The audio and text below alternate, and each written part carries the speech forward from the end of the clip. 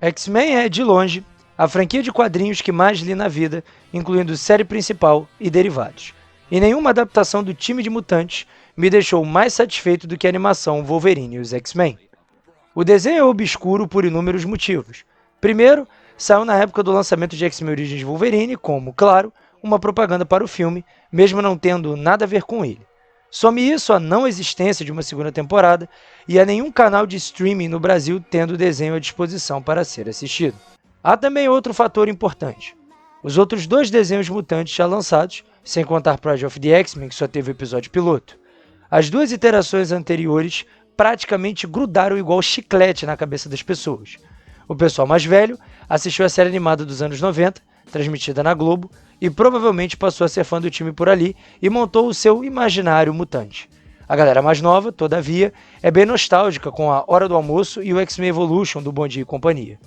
Só que tem um problema nisso tudo. Nostalgia não é qualidade. Então, como um desenho de uma única temporada conseguiu ser a melhor adaptação mutante de todos os tempos? É o que veremos agora neste vídeo.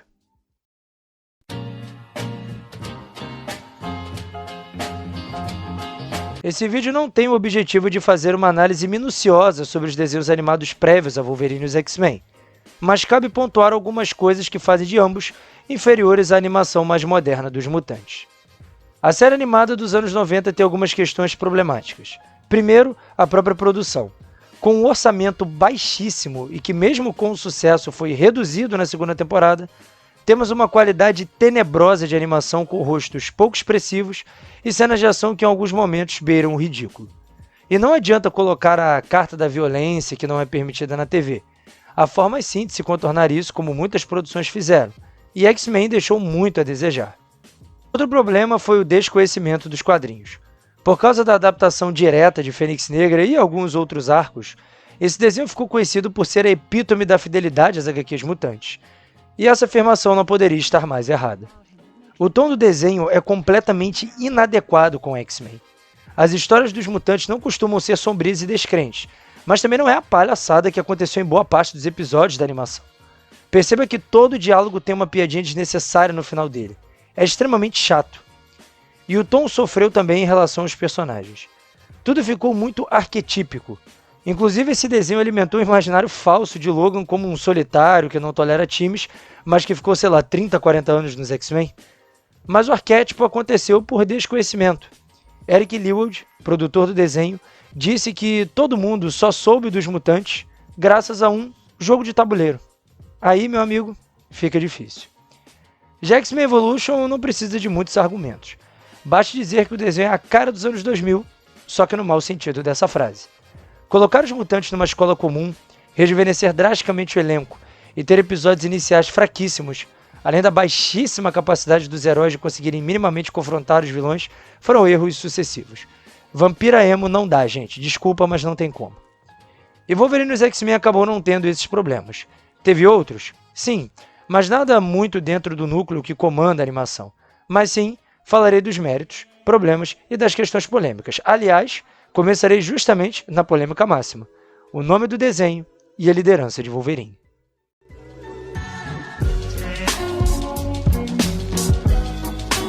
Vamos lá. Wolverine é a cara dos X-Men? Sim, aceitem isso. O mutante é o mais popular do time, um dos mais populares do mundo, tem importância gigantesca para o sucesso dos quadrinhos, tendo tido participações fundamentais em praticamente todas as histórias marcantes da franquia, provavelmente com uma exceção, Deus ama, homem mata. Portanto, ter um desenho que foque nele não é lá um absurdo. A animação dos anos 90 sempre teve pelo menos um episódio por temporada focado 100% no canadense. E nos episódios onde ele não era central, ainda assim tinha uma luta destacada ou boas participações com demais personagens. X-Men Evolution também focou em Logan, mas um pouco menos. E adivinha, foi o pior de todos eles. Não é mera coincidência, gente. E em Wolverine e os X-Men a questão foi: a exigência da Marvel era que o desenho deveria ser só de Wolverine. Os produtores pediram que o desenho fosse do time como um todo, desejando algo, claro, com mais variedade para trabalhar. E assim foi feito, mas com a demanda de que o mutante deveria tomar o posto principal de maneira bem clara. Então, veio o título, destacando o velho canadense em detrimento ao time. Sim, é de mau gosto? É, mas completamente passável. Tem filme aí que se chama Vingadores e, bem, poderia muito bem ser personagem classe C da Marvel e Vingadores. Quanto à liderança, aí é o momento que a gente pega os desavisados.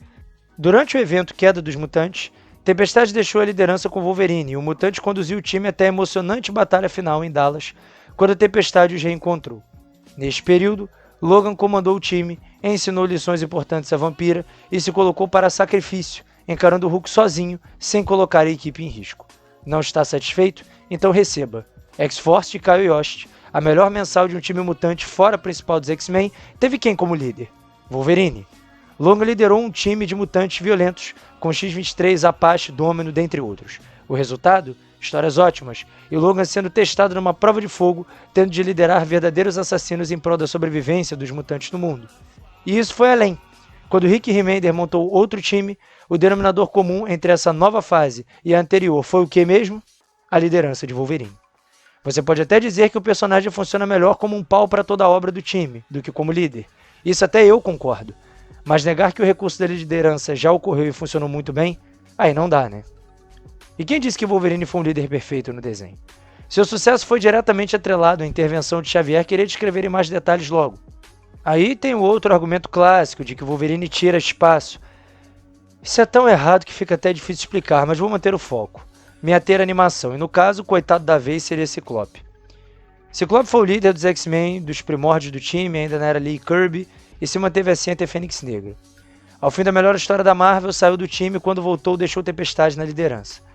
Ao sair do time por ter perdido a luta pelo comando para a própria Ororo alguns anos depois, foi para o X-Factor e liderou a nova equipe. Voltou aos X-Men nos anos 90 e manteve sua liderança praticamente até hoje, com exceção de um leve ato ali na sua morte, naquela tenebrosa Inumanos vs X-Men. Durante esse longo período de liderança, vimos um ápice na era Claremont Byrne, onde Ciclope foi líder até a morte de Jean. Depois, os X-Men mantiveram seus anos dourados, e não foram poucos, foram 16 anos aí de boas histórias, sem Ciclope no time. Além disso, o personagem demonstrava ser emocionalmente abalável. É bom lembrar que ele abandonou Madeline grávida porque não seria mais o líder do time na derrota para a Tempestade. O que Wolverine e os X-Men fez para quebrar Ciclope e justificar a liderança de Wolverine nada mais foi o que Claremont e Byrne fizeram antes. Jean Grey supostamente morta, abala Scott que fica com a cabeça fora do lugar. No desenho, provavelmente visando um público mais infantil, teve que demonstrar isso da maneira mais óbvia, com ele sendo mais agressivo.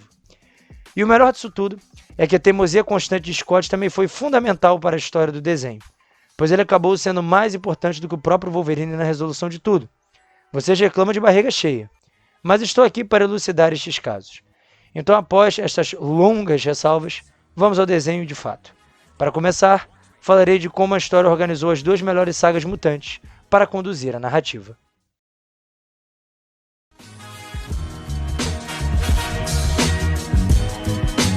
O primeiro episódio de Wolverine e os X-Men é exemplar. O time se separa após um acidente que teve como consequência o sumiço de Xavier e Jean Grey. Acompanhamos Wolverine vagando por aí salvando uma criança de morrer num acidente de ônibus. Porém, mesmo ajudando, parte dos vizinhos denunciou o mutante.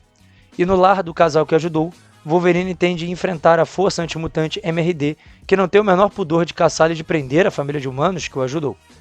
Isso faz com que Logan chame Fera para ajudá-lo, e os dois não só libertam a família da MRD, mas também alguns mutantes. E fica claro que, frente a essa ação dos humanos, os X-Men precisam voltar. Este primeiro episódio é para mim o melhor primeiro episódio de qualquer desenho animado ocidental. A forma como é apresentado o preconceito dos humanos com mutantes, além da ótima caracterização de Fera e Wolverine junto, com boas cenas de ação e a representação perfeita do que é X-Men. No segundo episódio, Logan tenta recrutar mais mutantes, tendo sucesso com Kit e Bob Drake, mas não com Ciclope, que ainda está sentido pela ausência de Jean. Esse episódio introduz a Irmandade e faz algo que nenhum desenho fez antes, colocar Vampira no time de vilões, assim como nos quadrinhos. Insatisfeita com Logan tendo ido embora no primeiro episódio, ela não só descamba para a Irmandade, como trai os X-Men na cara de pau, dando uma pista falsa de um ataque dos vilões, fazendo com que os heróis parecessem atacar um evento do Senador Kelly. Alguns detalhes interessantes são: a Irmandade conta com Domino, que nunca fez parte do time nos quadrinhos, mas é de longe a melhor personagem ali do que todos que compõem o time, e Anjo é introduzido, vivendo o dilema de ser mutante, mas ver seu pai financiar justamente a MRD, que os caça. O terceiro episódio foi o mais qualificado dessa primeira leva. Emma Frost chega à mansão oferecendo suas habilidades telepáticas. Mesmo muito suspeito da ex-vilã, Logan acaba sucumbindo às vontades da moça, permitindo que ela use o cérebro para achar Xavier. Ela o encontra em Genosha. Por ser o paraíso mutante de Magneto, Logan se precipita e sai para o ataque, mas os X-Men são facilmente derrotados numa excelente cena de luta. Magneto então diz que tem Xavier e que só o achou, não o sequestrou e entregou o mentor dos X-Men aos heróis. Na mansão, Xavier revela o mote do desenho. O futuro é dominado por sentinelas, assim como o Dias de Futuro Esquecido. Cabe então aos X-Men impedir isso. O professor determina que Wolverine seja líder, mas que Ciclope fique, pois será importantíssimo, e foi, diga-se de passagem, para a resolução de tudo. Um terceiro episódio perfeito, que introduz de maneira espetacular a história da primeira temporada. Um arco, inclusive, bem adulto para um desenho infantil. A equipe irá fechar sua formação inicial no quarto episódio. Xavier antecipa que haverá uma tragédia natural na África e Tempestade será a causadora. Porém, na verdade, o Rei das Sombras se apossou da mutante e a induziu a agir de forma errada. Este episódio tem grandes méritos na apresentação do passado de Ororo, como Ladra no Cairo, e Emma Frost ganhando a confiança do time lutando contra o vilão no plano astral. É fechado nesses 4 episódios a primeira parte do desenho.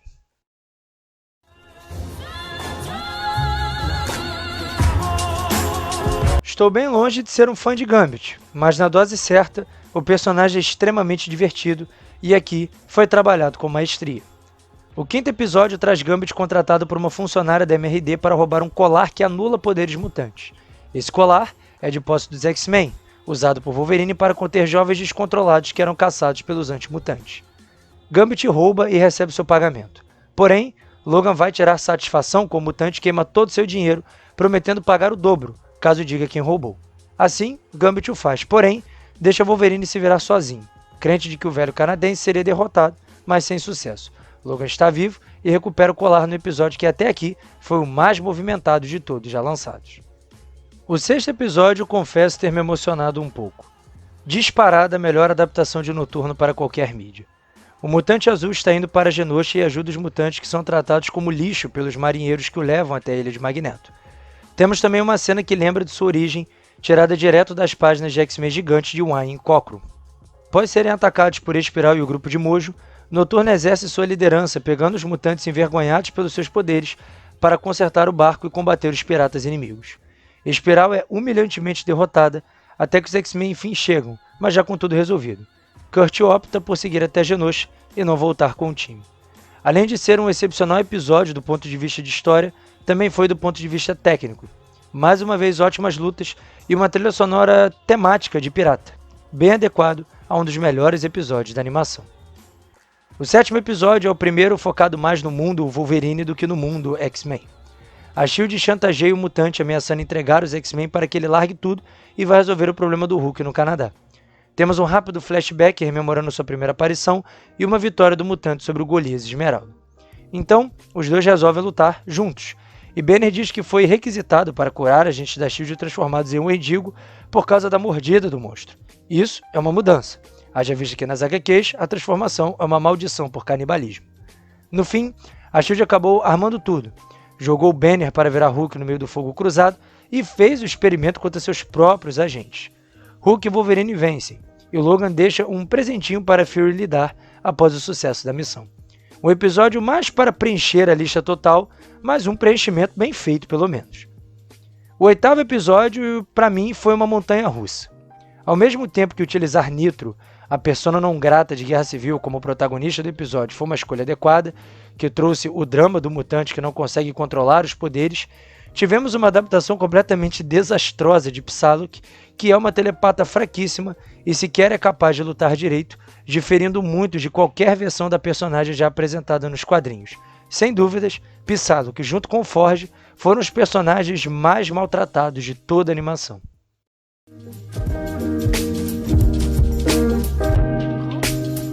O episódio 13 é um divisor de águas no desenho, pois foi a última faísca para incendiar a tensão entre humanos e mutantes. Antes dele, tivemos mais alguns para serem lembrados aqui. O 10º episódio trará aquilo que todo bom leitor de X-Men já suspeitava. Genosha não é um paraíso. Embora Wanda, a Feiticeira Escarlate, faça uma boa diplomacia com o Noturno sobre a Ilha de Magneto, Eric mantém os não obedientes presos e Kurt foge da ilha tentando avisar aos X-Men. Porém, Mística foi mandada à mansão para ver como estava Xavier. sendo os olhos de Magneto. Ao confrontar os mutantes, ela sai da missão ao descobrir que o Noturno vai entregar os impasses de Genosha aos X-Men e o nocauteia do lado de fora, levando de volta para a ilha de Eric. O 11º episódio é mais um do passado de Wolverine, mas infelizmente ficou bem abaixo. Embora o passado dele como agente do Caçar Maverick tenha sido até legal, ver ele sendo completamente inútil contra a inexperiente filha do ex-companheiro e Dente de Sabre é inacreditável. Talvez a censura tenha atrapalhado, haja visto que Creed e Logan são bem sanguinários em seus confrontos. O 12º episódio traz o Ciclope em comum acordo com a ideia dos autores do desenho. Nervoso e precipitado, ele acaba colocando os mutantes num confronto com o Senhor Sinistro, muito induzido por Emma Frost, que atendeu a todas as suas vontades. Mesmo enfurecido com Scott, Logan leva o time para ajudar a resgatá-lo e atrasar o vilão geneticista.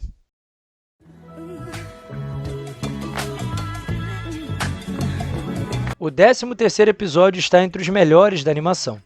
Mística invade a base da MRD e solta Tilde, uma mutante que basicamente é a armadura dos quadrinhos, só que sem ser asiática e infinitamente mais ameaçadora. Mas antes, X-Men e Irmandade precisam resolver suas diferenças. Outro ponto que abala a disputa de humanos e mutantes é a descoberta de um conluio entre Kelly e Magneto. O senador solta alguns mutantes para Magneto, mas prende os mais perigosos. Só que Eric resolve agora agir por conta própria e faz um comando para vários ataques às bases da MRD. Vampira, contrariada pelo caminho dos vilões, resolve entregar a Wolverine o plano da Irmandade, mas o canadense, depois de tudo, não acredita nela. Só que a mutante estava correta, e os X-Men, mesmo atacados de surpresa, acabam vencendo a Irmandade, com Vampira de volta ao lugar onde ela nunca deveria ter saído. Com isso resolvido, os heróis vão tentar salvar as pessoas de Tilde e contar mais uma vez com Vampira e seus poderes de absorção das habilidades mutantes para que a jovem se controle. A heroína ganhou de novo a confiança de todos. Além de ser um grande episódio, temos referências legais a boas fases dos quadrinhos. Emma Frost, reclamando que Mercúrio teria quebrado seu nariz, relembra os novos X-Men de Morrison, onde ela passou por algo parecido na história contra John Sublime. E Vampira, sendo capaz de segurar poderes mutantes descontrolados, foi seu principal objetivo na fase de Mike Carey em X-Men Legado. Com Kelly e Magneto mais agressivos, temos a virada de chave, por assim dizer, do desenho.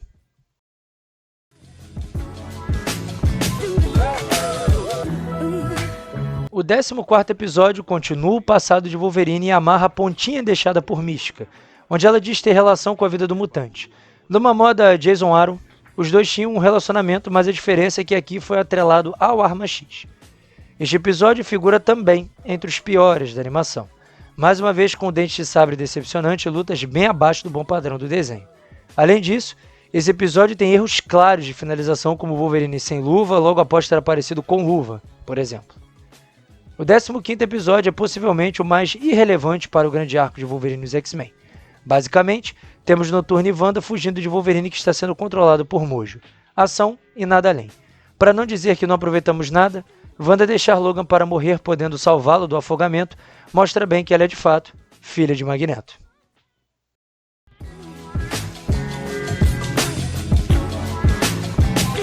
Não, eu não esqueci do episódio 9.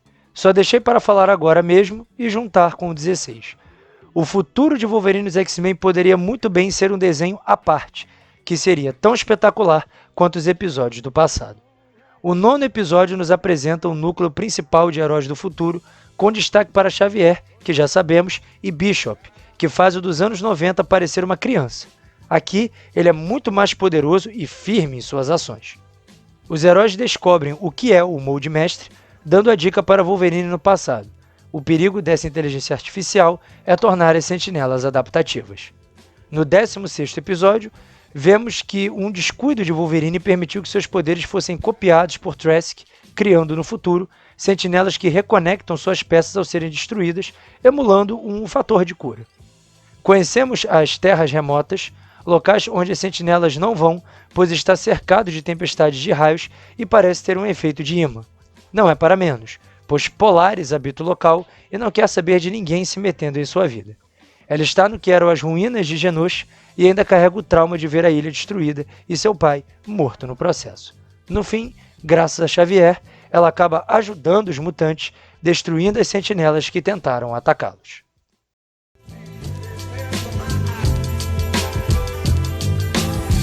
Por incrível que pareça, apenas no terceiro desenho mutante, muitos anos depois da primeira adaptação dos X-Men para a telinha, tivemos Mariko e Ashida representada. O episódio Código de Conduta rememora Eu, Wolverine e sua continuação, o casamento, trazendo Logan e Vampira, tendo que investigar a captura dos X-Men da parte de Samurai de Prata. A história sofre mudanças, claro, mas até boas. Mariko largou Logan após ele vencer Harada num duelo de honra, mas não sabemos o porquê. Os japoneses vivem em Nova York mesmo, na embaixada da Terra do Sol Nascente. Por ter afetividade com Logan, Mariko revela onde Samurai se esconde, mas a ação é mal sucedida. Vampira é capturada e Wolverine deve se submeter a uma luta no Código Samurai, sem poderes. Desesperado, pois não vive essa vida há muito tempo, o canadense conta com Xavier para relembrá-lo de seus treinos. Isso o prepara para vencer Harada, que acaba sendo humilhado pelos seus parceiros ao quebrar o código e usar os poderes para derrotar Logan. Os X-Men estão de volta, e Mariko revela que, no dia em que Wolverine venceu o confronto por ela, os guardas já esperavam os dois para matá-los. Então, temos aqui a demonstração máxima de por que esta animação é a melhor adaptação mutante. Logan diz que derrotaria tudo e a todos para os dois viverem juntos, mas Mariko responde: se fizesse isso, não seria o homem que eu amava. Solitário, falando frases de efeito, isso pode ser até legal, mas o grande fator que faz Wolverine o maior dos X-Men é seu drama entre a violência e a honra, que o torna um personagem relacionável a qualquer fã no mundo todo. Estes 20 e poucos minutos de Código de Conduta foram a melhor demonstração de quem é o melhor naquilo que faz em qualquer mídia. Ponto.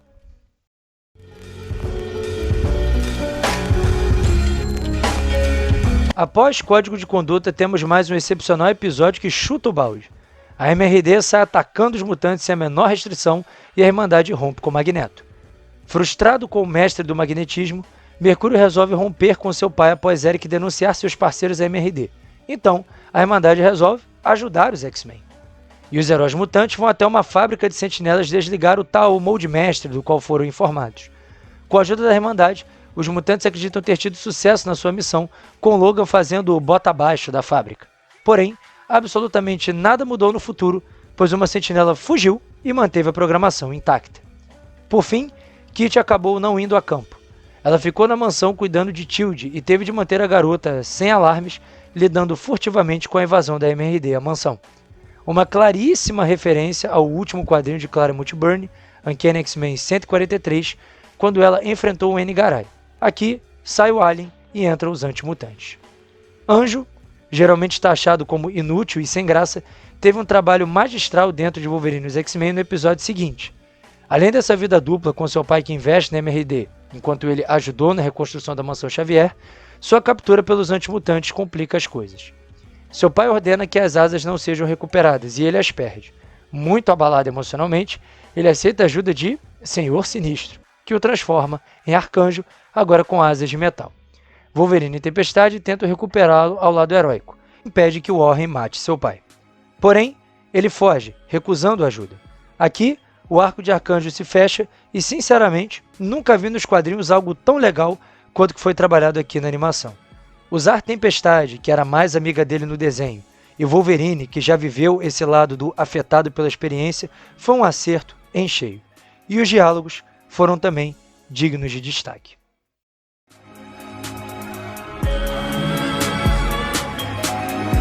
O 20º episódio, praticamente perfeito até o seu final.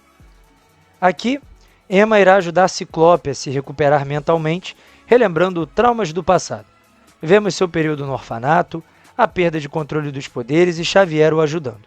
A chegada de Jean muda tudo, com os dois criando um laço afetivo. Temos uma cena maravilhosa dos primeiros X-Men enfrentando Magneto, com a telepata mostrando ao mestre do magnetismo por que Xavier a quis no time. Porém, Wolverine chega e começa a dar em cima da Ruiva. Até aí sem problema, embora eu nunca tenha entendido muito bem essa paixão de Logan por Jean. Mas Ciclope se revolta, agride o canadense e ele não responde.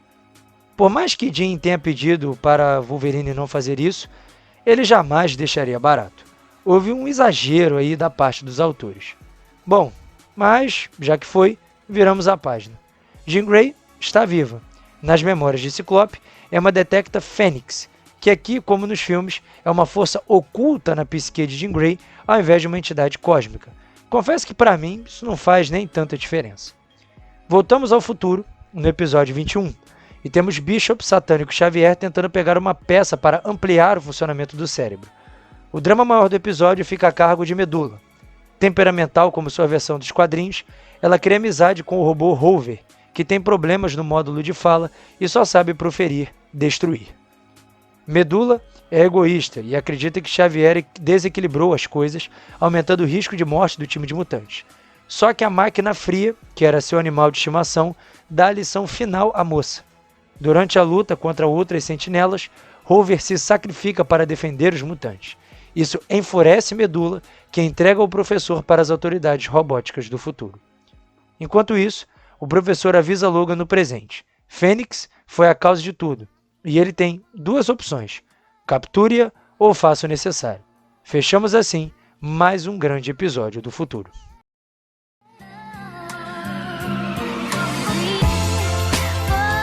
Mais 2 episódios preparam para o fim da primeira e única temporada da animação. No 22, Logan é avisado por Xavier que o capacete de Magneto será roubado, e isso será considerado um ato grave da parte do mutante. O responsável, adivinha, Gambit de novo. Em Genosha, o ladrão é mal recebido por Wanda, mas acaba conquistando o coração de Lorna, que se interessa pelo homem misterioso e perigoso. O mutante havia previamente revelado que foi mandado para roubar o capacete, mas se quisesse, já o teria feito. Mas ele é falso e vai usar a paixão de Lorna para ganhar espaço. Rapaz, isso é a cara do Gambit. Noturno tenta avisar a Wanda que Gambit vai roubar o capacete, mas ela o ignora. Até que o mutante é preso por amar demais. Logo após receber um beijo de Lorna, ele é colocado atrás das grades. A filha mais nova de Magneto se revolta e liberta seu amado para viver o romance proibido. Mas Gambit tinha outros planos. Ao invés de roubar só o capacete, ele queria explodir Genosha. Seu plano anda com um insucesso de Noturno ao parar as bombas. Na fuga, Polaris é deixada para trás, e ao descobrir que foi usada, se revolta, derrubando o barco de Gambit, que parte do mesmo jeito. Magneto tem uma revolta natural com tudo isso e vai tirar satisfação com Kelly. Mas graças a Noturno e Logan, os X-Men antecipam tudo e levam Eric e Kelly até a mansão. Xavier mostra o trágico futuro que o confronto entre as duas raças levará. Assim, Kelly põe a mão na consciência e para todo o programa Sentinela. Já Magneto quer dobrar a aposta. Interessante que, ao serem apresentados ao dilema, foi o lado mutante que se precipitou. E Gambit, rapaz, que participação espetacular. Eu admito que talvez ele seja um personagem legal. O episódio 23, antes do final em 3 partes, traz Jean Grey finalmente de volta. Emma a detecta e Ciclope vai ao seu resgate. Os dois conseguem ir fugindo dos confrontos com Arcanjo, que caçava ela sob ordens do Senhor Sinistro. Mas o casal é capturado. Emma chama os X-Men para impedir Sinistro. O geneticista roubou o DNA dos dois, mas os heróis recuperaram seus parceiros. Já Apocalipse sabe do sucesso de Senhor Sinistro. Mas a vitória foi falsa. Todos os mutantes são apagados mentalmente na mansão, cortesia de Emma Frost. A telepata era uma traidora e estava trabalhando com o Clube do Inferno para reter Fênix. E se tem Clube do Inferno, já sabe, o sucesso da adaptação é praticamente certo.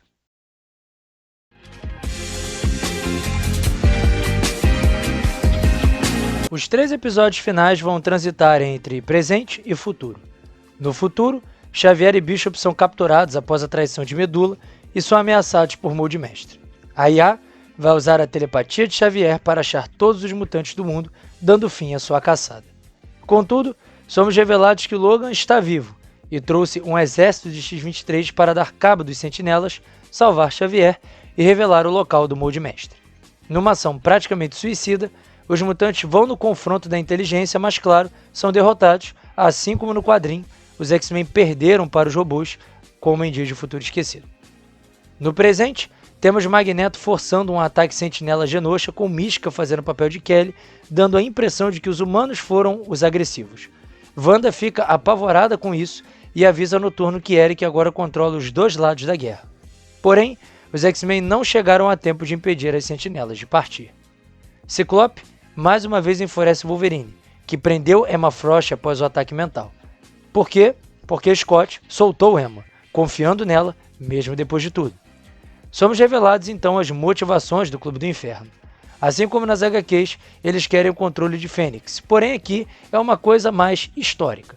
Durante séculos, o clube estudou a entidade e queria obter controle, dizendo evitar um dano maior.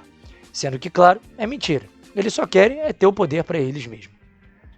Emma e as gêmeas Cucos tentam intervir no processo, até que as gêmeas tomam tudo por completo, pois Frost recusa fazer o que está fazendo, alegando ser perigoso demais avançar com tudo aquilo.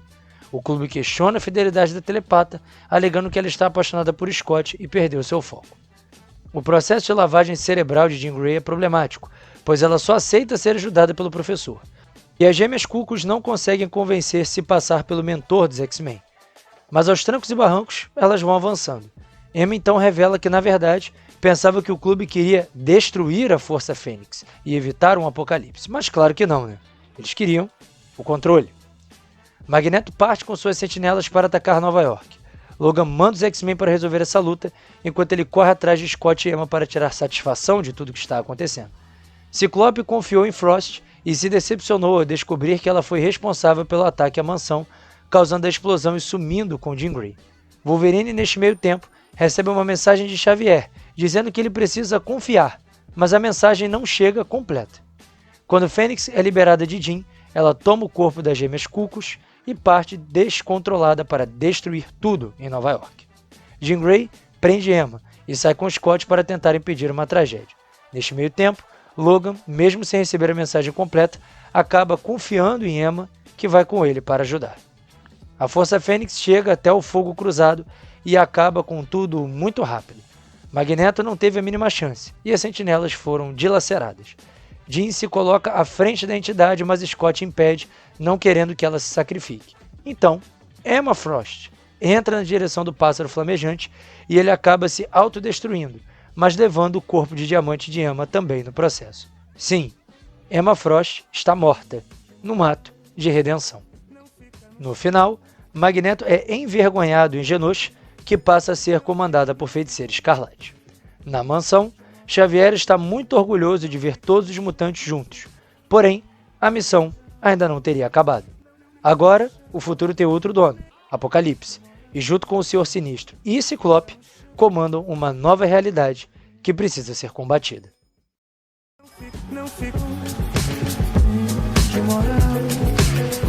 É impressionante a qualidade de roteiro de Wolverine e os X-Men.